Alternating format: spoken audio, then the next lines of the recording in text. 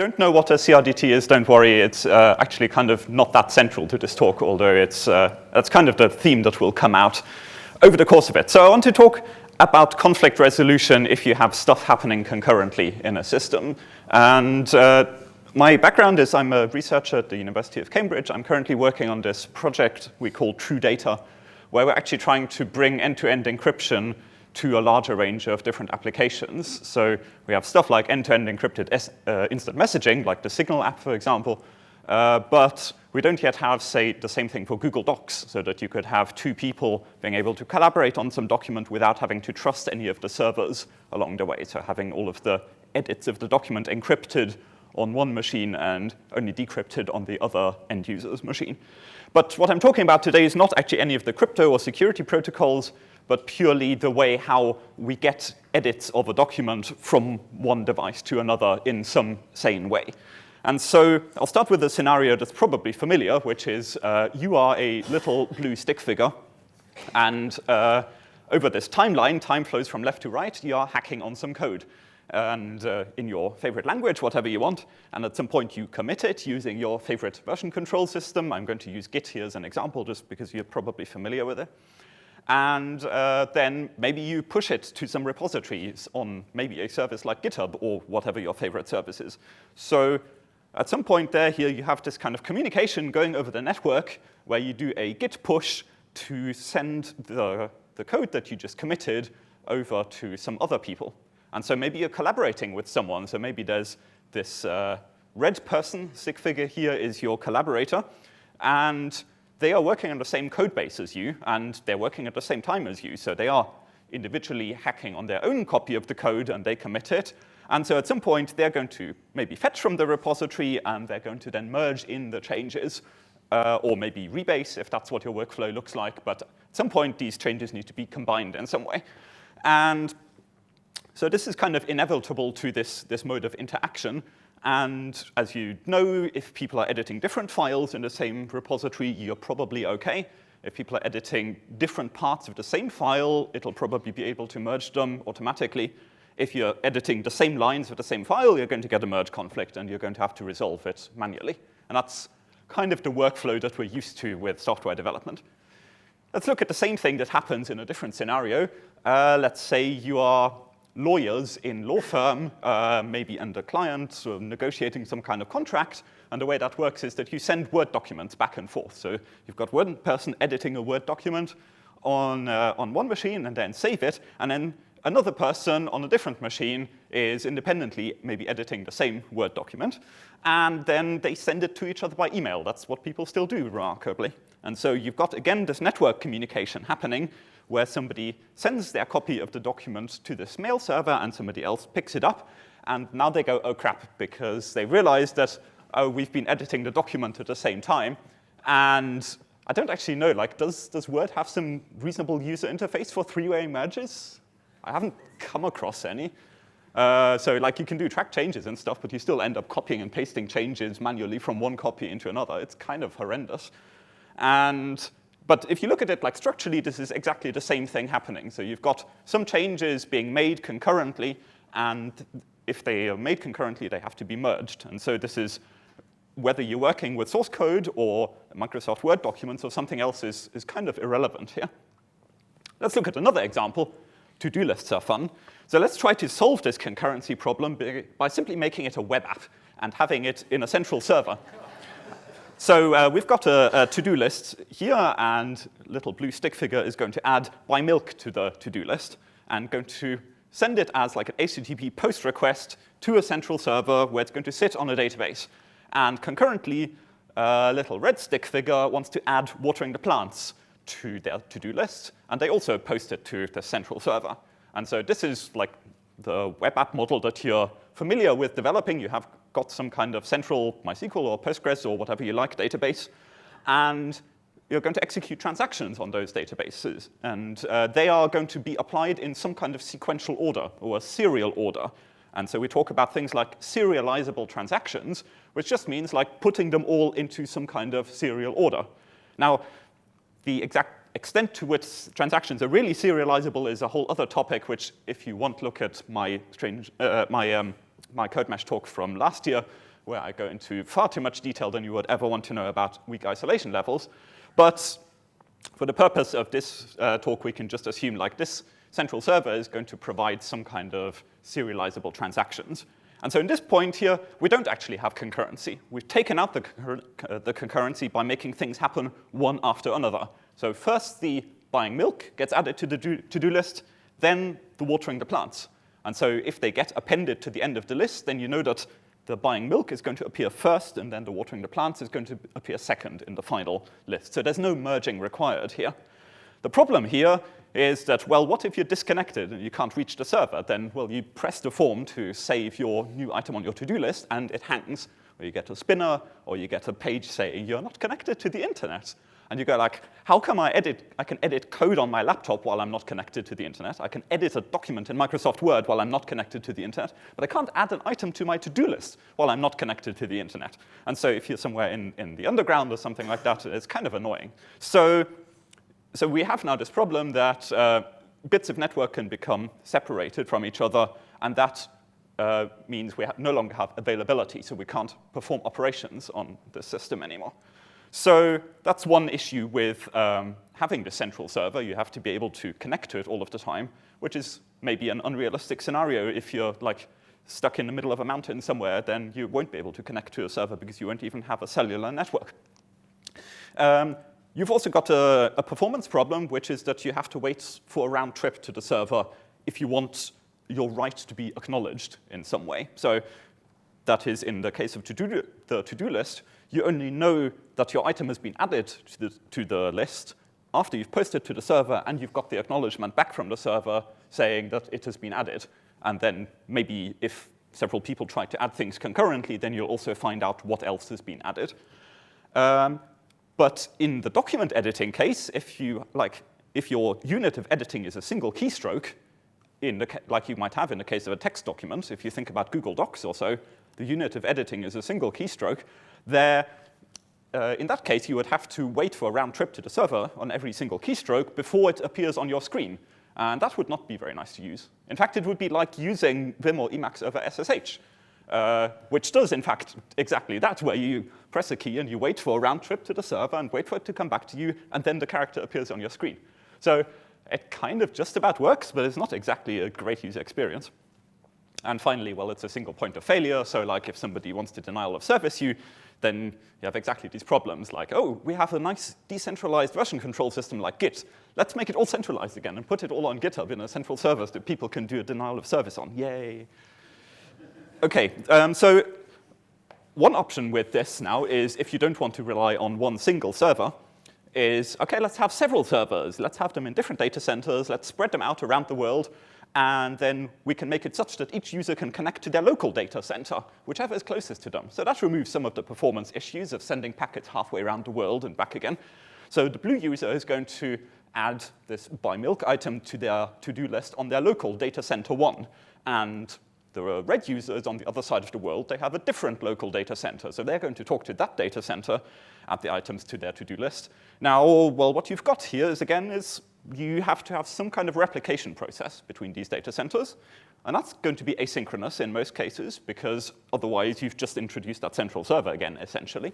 So you've got like speed of light gradually going around the globe, gradually replicating the data changes from one to the other. And the effect is here in data center 1, the blue update arrives before the red update. In data center 2, they arrive in the other order. So again, you've kind of got this non-determinism about what order these things are going to be applied in, and you don't know which order they're going to appear in the to-do list. Who came first? In fact, if you think about it, this is kind of the same as if you just write to your local device storage. So it's not even just a case where you've got multiple data centers geo-replicated. It's even a case where you just write to your local device, and then that has the advantage that you can't have any network partitions between your user interface and the flash on your actual device.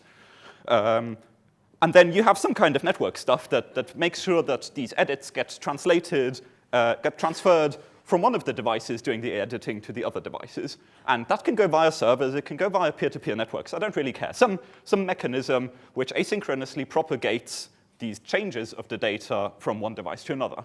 So first of all, I think that's kind of an interesting observation that I don't see people make that often, is this kind of client-side editing of data actually has many of the same properties as a multi-data center deployment of databases, where people call it like multi-leader or multi-master deployment, where you can have conflicting things happening at the same time concurrently. It's basically exactly the same problem. So whenever we have this kind of scenario, we have to worry about the conflicts that ensue. And so in the case of adding two different items to the to-do list, you can kind of imagine, OK, we'll give each item an ID, and that'll be like a UUID or something. And then if we have two conflicting insertions, then we're just going to order by UUID. And so that way we get a consistent order. And OK, that kind of works. But there are more tricky things. So let's say you already have buy milk on the to-do list. And this is me and my wife editing the to-do list at the same time. And maybe I just delete the buy milk item. And she updates buy milk to buy soy milk. So what happens now? Like, because do we bring back this item that said buy milk and now have it with the new value buy soy milk? But in that case, we've forgotten the fact that I deleted the item. Or actually, do we delete it and have the deletion override this? But in that case, we've lost the information about the soy milk. So this is kind of a tricky thing.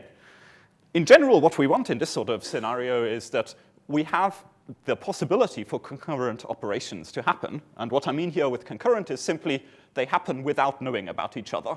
So it doesn't mean necessarily at the same instant in time. It just knows that the blue edit didn't know about the red edit and vice versa. And at the end, we want them to somehow converge into something sensible, which kind of often people talk about under the heading of eventual consistency. I don't like the term eventual consistency very much because it's super vague and we don't actually know exactly what people mean with it.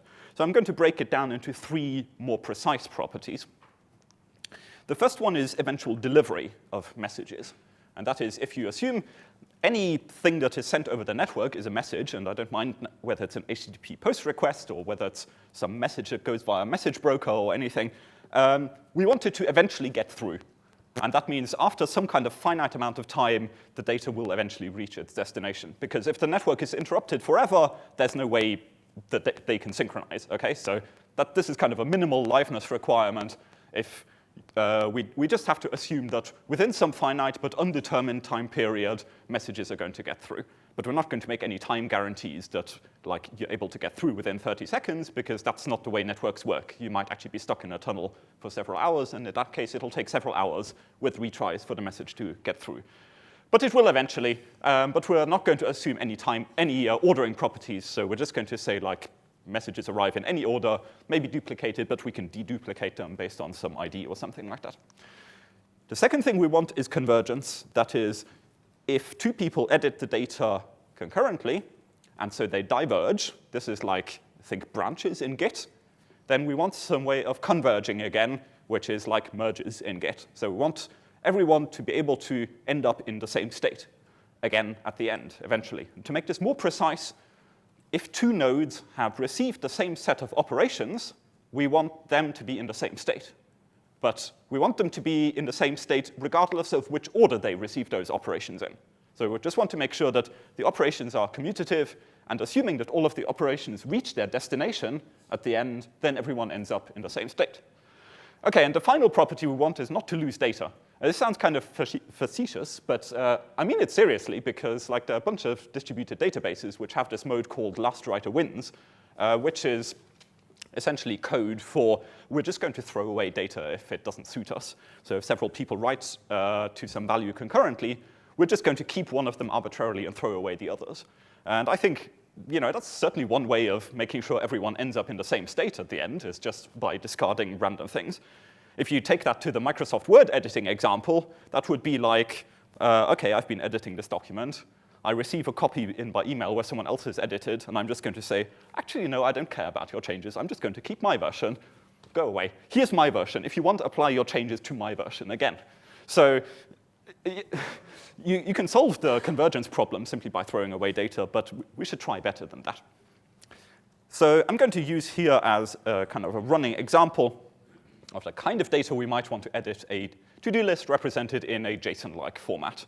And it has a few interesting features that I want to highlight. It has an ordered list, which is the items that appear in the to-do list appear in some well-defined order.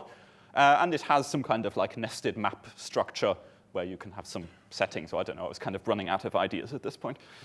And so there are now various editing operations you can make to this data structure. So for example, you could assign a value. So you could check the box to say, I have watered the plants, this item is now done.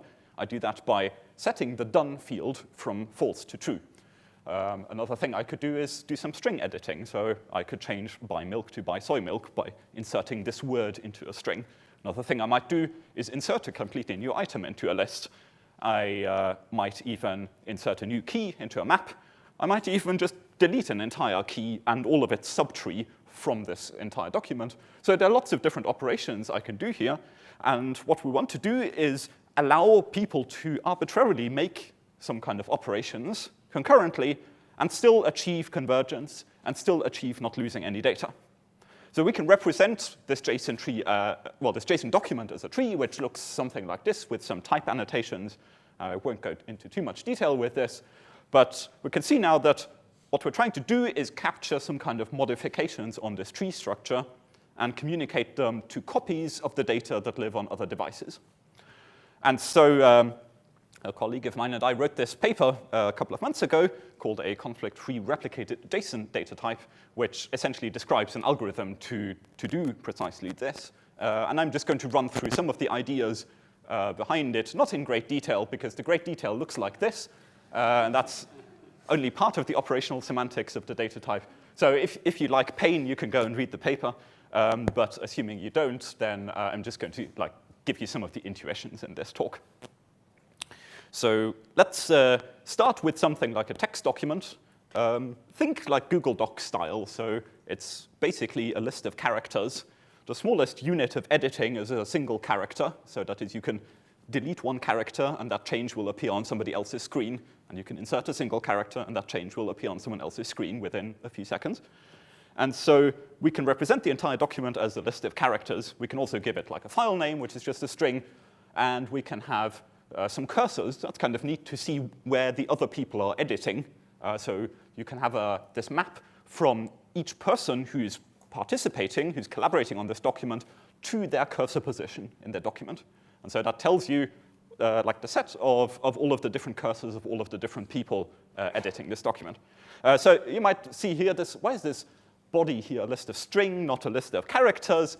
This is kind of just me being arsy, but basically if you're representing this as a Unicode document, then the smallest editable unit, what we call a character colloquially, does not actually correspond to a single Unicode code point, because you have stuff like combining marks, or like if you have an emoji with a skin color attribute, then that skin color attribute is represented as one Unicode code point, and then the actual emoji is a second, and the two are rendered together as one thing, and when you're editing it, it looks like one character, but actually you need a list of Unicode code points to represent it. So that's kind of completely off the topic, but I just wanted to add that in.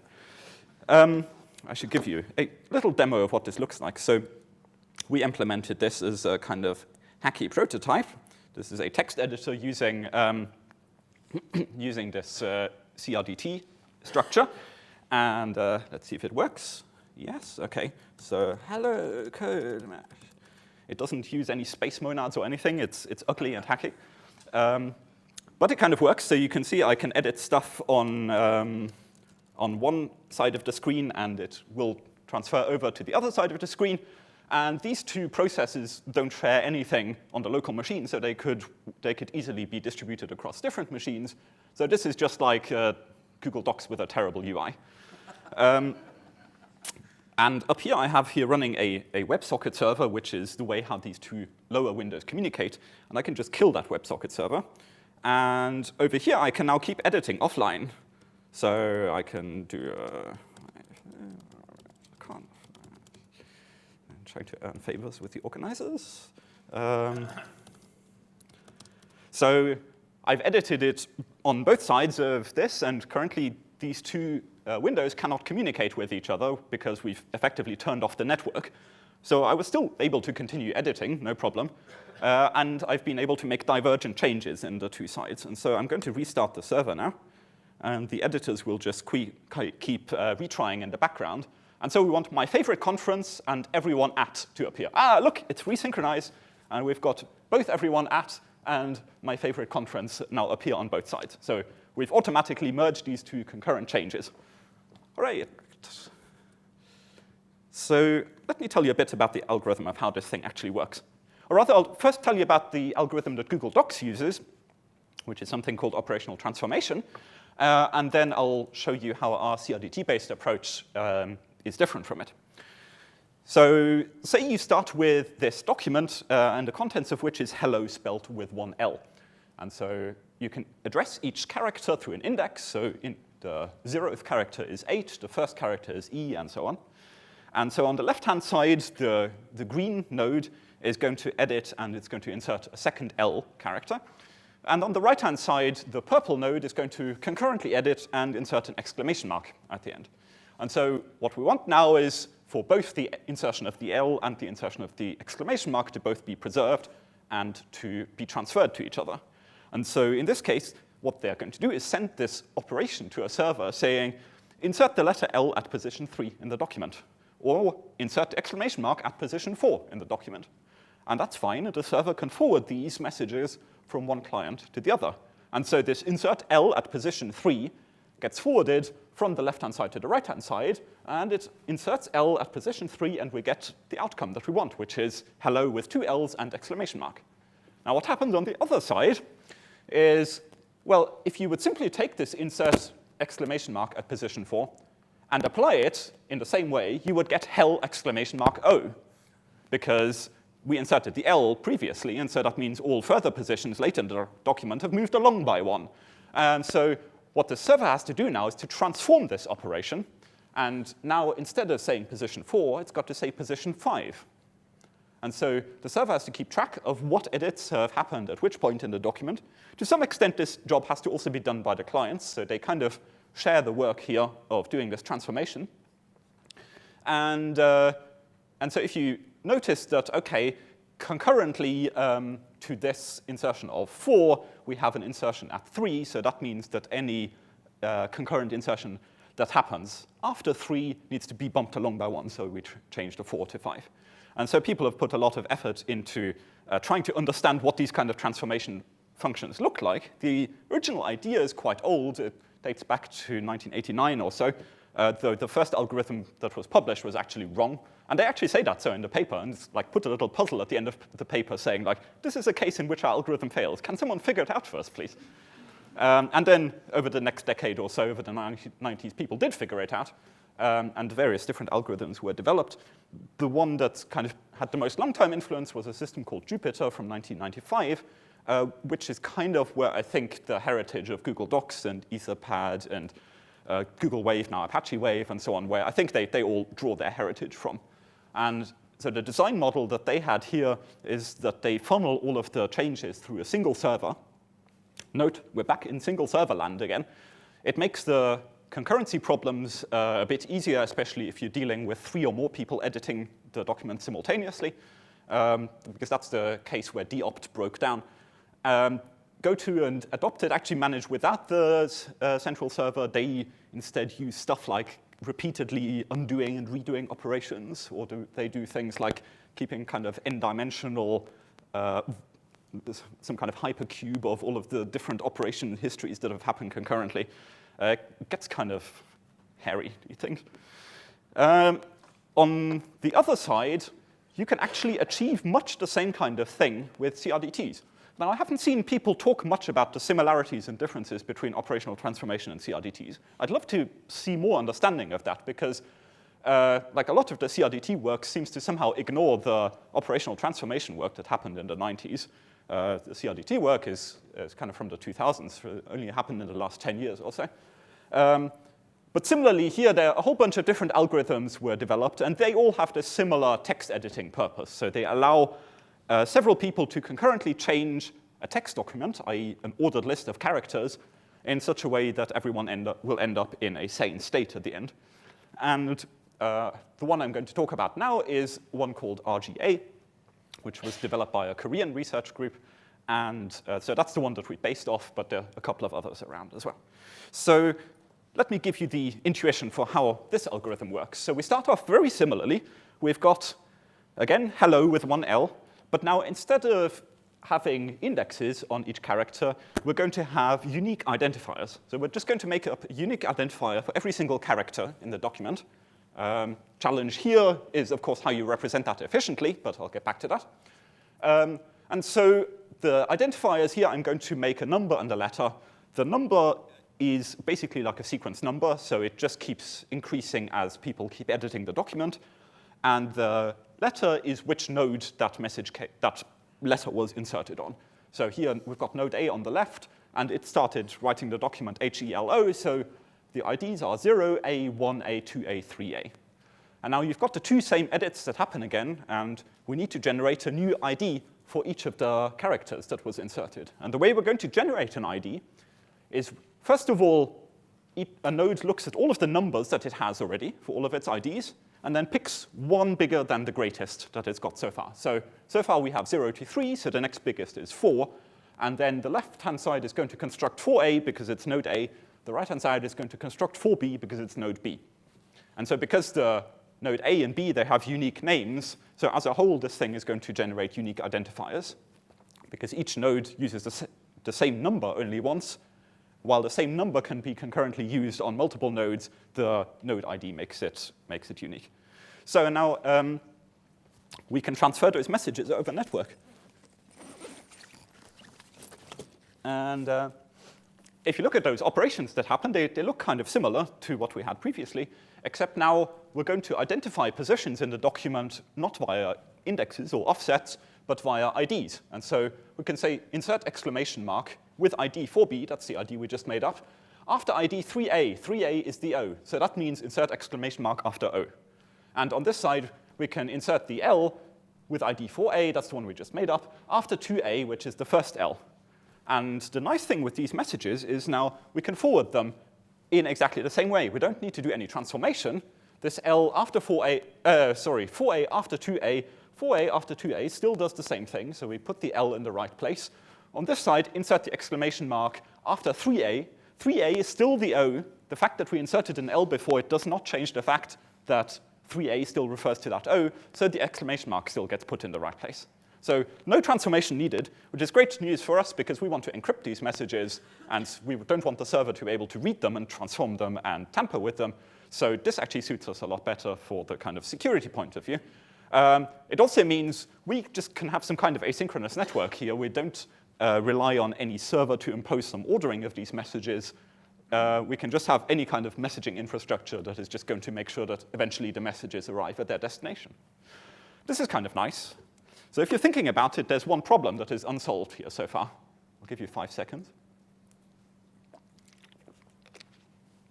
So if the guy on the left didn't put an L, but put a question mark at the end, and the guy on the right put the exclamation mark, what happens then? Exactly. What happens if two people insert at the same position in the document? And so I'm going to make a simpler document that's just A, B, and C. And I'm going to have the left one insert X and Y between the A and the B. Exactly the same happens if you're appending at the end of the document or prepending at the beginning. They're just special cases of inserting in the same place. So we have here X and Y being added, and they receive IDs under the same scheme as we had before. So this is the number 4th operation, so it gets 4A, and this is the number 5th, so it gets 5A. And on the right-hand side, we're going to insert P and Q, also between A and B. And so we've now got insertions happening at the same point. And these operations are going to have IDs 4B and 5B. So again, we have the same rule for assigning numbers, and we stick the node ID in there. And now what happens? OK, so we take this, the insertion of the P with ID 4B after 1A. 1A is the letter A, so that puts the P here before the X, between the A and the X. OK? That's one valid choice. And we take the Q. The Q has an ID of 5B, and we're going to insert it after 4B. So 4B was the P, so the Q comes after the P. OK, so this is going to, over here, put 5B after 4B, put the Q after the P. So we've kept the P and the Q in the same order, and we seem to have arbitrarily decided here that PQ come before XY. There's no particular ordering there that's better or worse. This is just completely arbitrary choice. But now if we go in the other direction, so this x, we've got to somehow make sure that this x also ends up between the q and the b, because otherwise we wouldn't be merging towards a consistent state.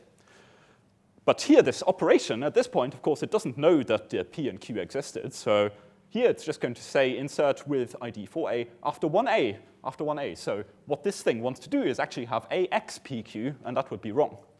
So we're going to have a little extra algorithm here, which looks at ordering on these IDs. And that is, if you have an incoming operation here, an incoming operation with ID 4a, and you see after 1a, so first of all, you find 1a, this is your insertion position, and then you're going to skip over any IDs that are greater than the ID of the incoming operation. So the incoming operation has ID 4a, it sees here the next one is 4b. Oh, 4b is greater than 4a. So it's going to skip over that one. And it sees the next one, 5b. 5b is also greater than 4a, also going to skip over that one. Look at the next one, 2a. 2a is less than 4a, so now we found our insertion position. So it's going to put the x here between the 5b and the 2a, because that's where the 4a fits in terms of ordering. And now the y one is easy again, because here the y is inserted after 4a. We've already established a position for 4a, so the y gets put in the right place. And we've got the same end result in both places. It's kind of cool that this algorithm works. The paper that explains it originally is completely incomprehensible. But it does actually work, and like we've proved it correct and stuff, so I do kind of believe it.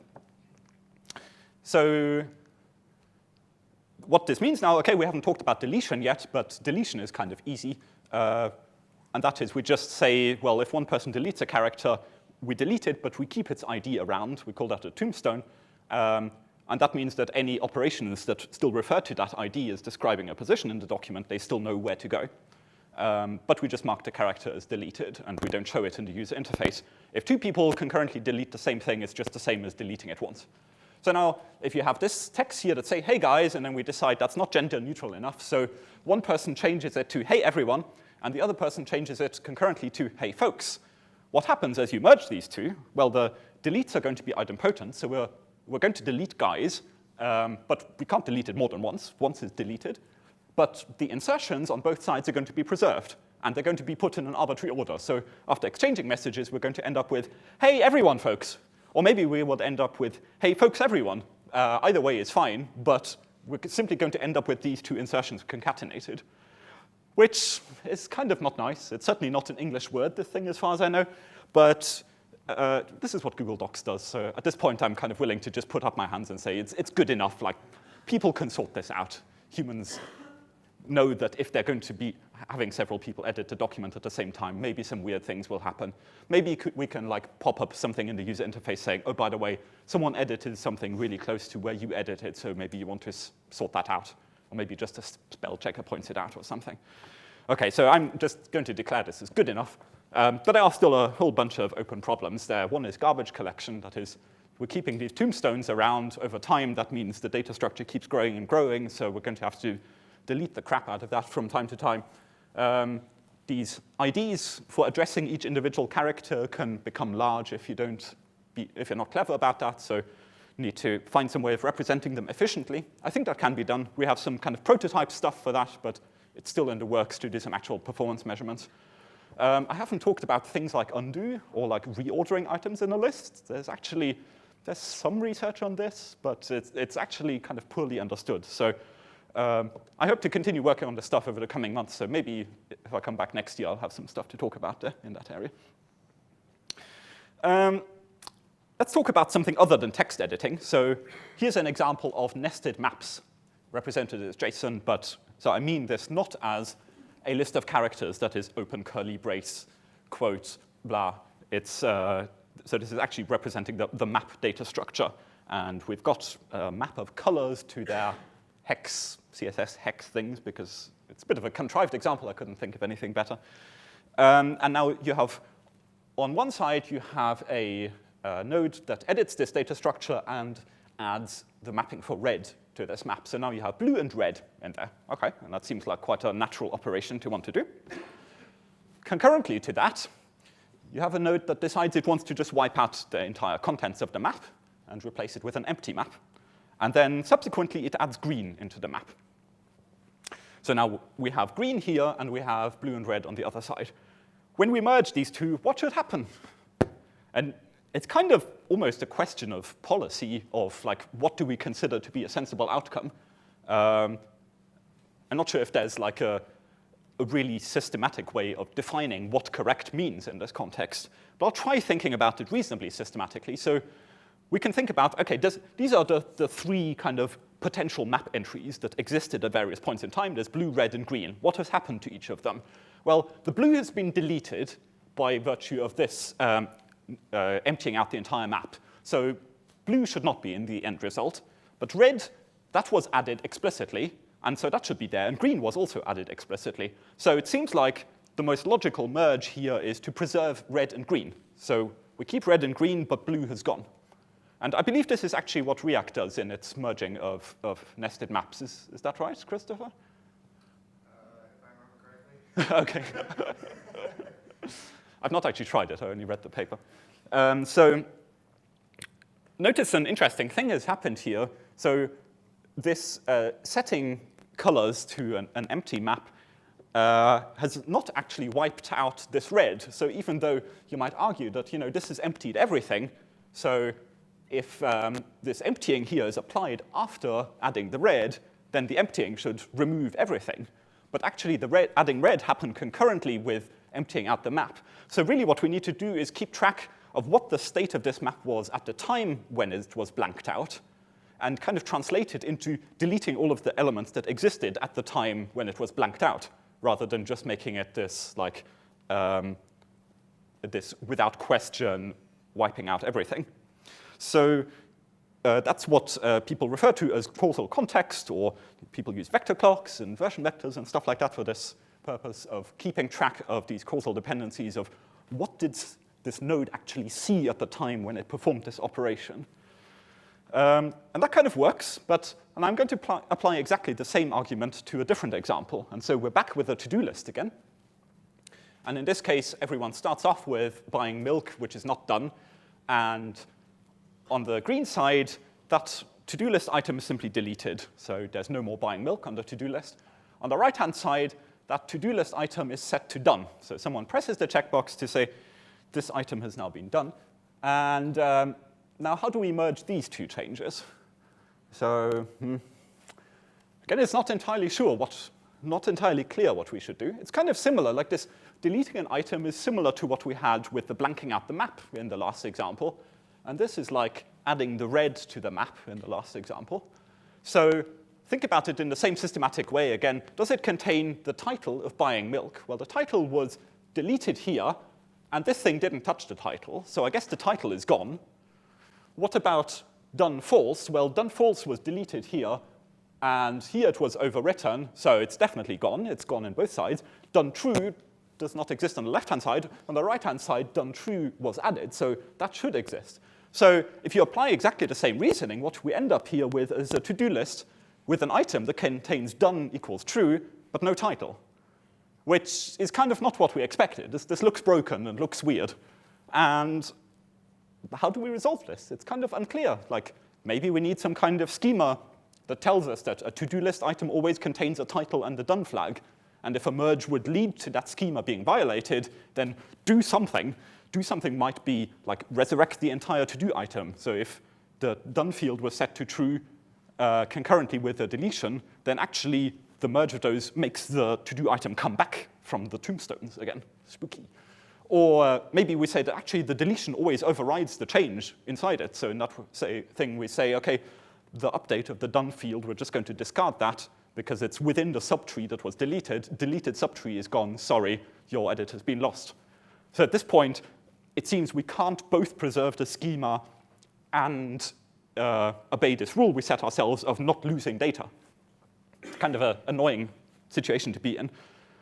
We could also think about, in the previous example, we had emptying the map was assigning an empty map to this key, whereas here I just deleted the entire item from the to-do list. So are those two things equivalent?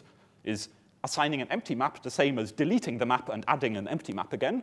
Or is it actually a different operation? It's it's simply not clear, I think, what the right semantics here should be.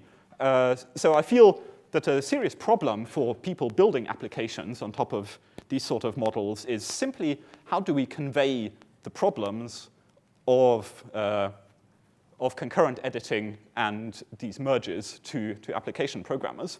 Because the APIs for this stuff have the potential to be horrendously confusing. Like, you might have a schema and you might have an annotation in there saying delete wins. And who's going to understand what delete wins over, like, resurrect tombstone if they don't have a PhD in distributed computing? I really don't know. So I think that's a challenge to all of us. And I don't have any answer. I'm just going to end this talk on a kind of depressing note of, like, I don't know, maybe you can help me. How do we design APIs that are not horrendously confusing? We could just say, OK, we're going to simply not bother, and we're just going to let the user resolve all of the conflicts, which is basically leading back to this oh crap point, right? So yeah, we can do that, and that's what Microsoft Word does now, and I think that's kind of an unsatisfactory state of affairs. So I think having to resolve all conflicts, even if they're like in totally separate parts of the document, having to resolve that manually is kind of ridiculous. So computers should be able to do that. But if we do all of the resolution automatically, we run into these really strange counterintuitive edge cases. Another option is, well, we just stick everything on a central server, make everything serializable. But then, well, we have all of the problems I talked about earlier of, like, it doesn't work offline. We have to trust this central organization. If this organization gets under DDoS, then we're stuck, and so on. So this is kind of not ideal either. So if you want to read lots more about it, here's 3 pages of references, which all the slides are already online. Most of this is on both CRDTs and OT. If anyone has further thoughts on comparing CRDTs and OTs, I'd love to talk further about that. Apart from this, I'm just going to leave you with an advertisement for this book, which is, I'm writing the last couple of pages these days now, so I'm almost done. And I hope we have a little bit of time for discussion and questions. Thank you very much.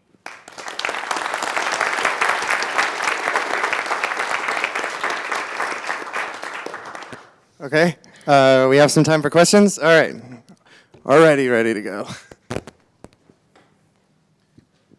In one of your slides, you said for deletions, don't delete but keep tombstones. Can you explain that? Yes. Let's see where to best go back to. So in this case here, so we've got this insertion of L with ID 4A after 2A. So that means it's using 2A effectively as an address to point to a particular position in the document. So what happens now if this person, rather than adding the exclamation mark, actually deleted this letter L? So at that point, the anchor, the reference point that it's using to describe the position in the document no longer exists. And that's inconvenient because then it doesn't know how to apply this operation. And one thing we should always preserve with these kind of CRDTs is if something has been applied locally on one node, you can't then refuse to apply it on another node, because in that case, you would definitely not be able to get back into a consistent state. So we have to somehow guarantee that we're always going to be able to apply operations, even if they arrive sometime later. And the way we can do this is by actually keeping this 2A item in the list. So even if the letter L is deleted, we actually keep the 2A in the place where it is, and just set a little Boolean flag on the L saying, actually, don't render that in the user interface.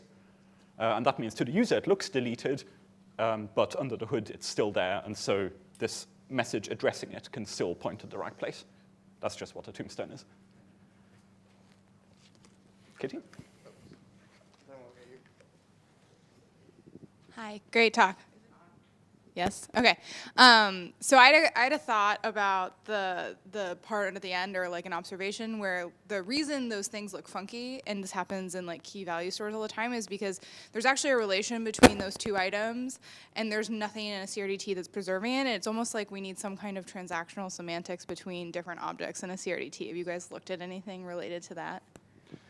So a kind of lightweight transactional semantics you can get fairly easily, in that, like, if you just want atomicity of several operations, that's actually fairly easy to do. But in the sense of like preserving arbitrary invariants, it's kind of tricky. I don't really know of any interesting work in that area. Yeah. Hi. I had a question about sort of choosing operations, and I think this is, I'm not sure you're quite prepared to answer it at the moment. So I'm going to ask a slightly more focused question, which is, have you looked at immutability as a guideline for good operations versus bad operations? Because I'd make an argument that if you're not keeping immutability, you're not preserving that kind of don't lose data. And many of the problems you've got are down to the fact that, well, actually, hang on, I've already forgotten something that would help me order these things when I come to try and sort them out. And the tombstoning is a great example of that. I first saw that in Active Directory almost 20 years ago now. If you had something that said, well, I've replaced this piece of text by that piece of text, if you knew which piece of text you had replaced, then you could probably kind of work out an ordering which was globally unique. And it's the kind of, there's something that feels like a design smell about the fact that you're allowing mutable operations. Yep. Have you looked at immutability as a kind of guideline? Somewhat, yes. So I find, so event sourcing, for example, is one approach you might have come across. So that's a design methodology where people say, instead of describing updates to our database in terms of these mutable operations, we're actually just going to have a log of events that describe, in like factual terms, the thing that happened. And any state updates are then purely derived in some deterministic way from that log of immutable events. And I think for like the type of sort of relational database business applications type area that event sourcing was designed around, that works really well. And I'm actually quite a fan of that approach. In this, this domain we're talking about here, where it's kind of document editing, in the end, it's a human providing input into the system as to, like, I want to change this thing in my document. So the human thinks about the document in a mutable way. The human is not going to like provide these declarative instructions of, I want to replace this word with that. It's a much more like, I'm just going to delete this paragraph and write another paragraph down here. So I struggle to see how the immutable philosophy translates across very well to the document editing kind of application context. I think you can do, if it's something like a to-do list, you can express it a bit better. So you could have like an event that is user added item to to-do list, user checked off item, things like that. And so those are like more meaningful application level events. And you could define how the state of the to-do list is updated as a function of those events. So there it kind of works again reasonably well. So you're right, maybe like a to-do list is the wrong kind of mutable data structure to use for this sort of thing. Though, I think with the to-do list, with the example you gave, when you kind of mark something as done, you kind of, yes, you basically say whatever state it was in before it is now done. If you had something where you deleted it, you tombstoned it, well, does it really matter if you mark it as done after you've deleted it? It still ends up in the same state. It's marked as done and tombstoned. They are, you've not lost any data. You just basically say, I've kind of added more data on. Now, okay, you end up with a garbage collecting problem, which you kind of highlighted, but if you could checkpoint at some point and say, well, anybody who comes after this can use this checkpoint as a basis for the series of immutable operations that kind of follow on afterwards. I think that's a really interesting line of thinking that we should think about further. And there's a challenge to translate the domain you're in, which is document editing, mutable, to a sensible set of primitive operations. Yeah. Okay, we can do one more and then we gotta end it. So my question was, is there any workaround like this kind of conflict? CRDTs? Yeah, CRDTs around like programming language, for instance? Because very egoistically, like, yeah, if you have like a merge conflict, a lot of time it can fix it, but sometimes it's just someone changed a tab and someone added a parameter, and could you resolve that automatically? Is there anything work around that? I don't follow what's this got to do with programming language? You want So the like programming for language a CRDT for programming language syntax, so kind of. Oh, I see. Yeah. I've not seen anything along those lines. I guess you could represent the syntax tree as like some kind of JSON-like or XML or whatever you like structure, and then use that. Somehow people seem to be very wedded to this idea of having source code files just being sequences of bytes without any further structure. But I think people have tried from time to change that without very much success. But I guess there's nothing in principle stopping that. If you mean programming languages operating on CRDTs, Christopher is your man. Okay, let's thank the speaker again. Okay.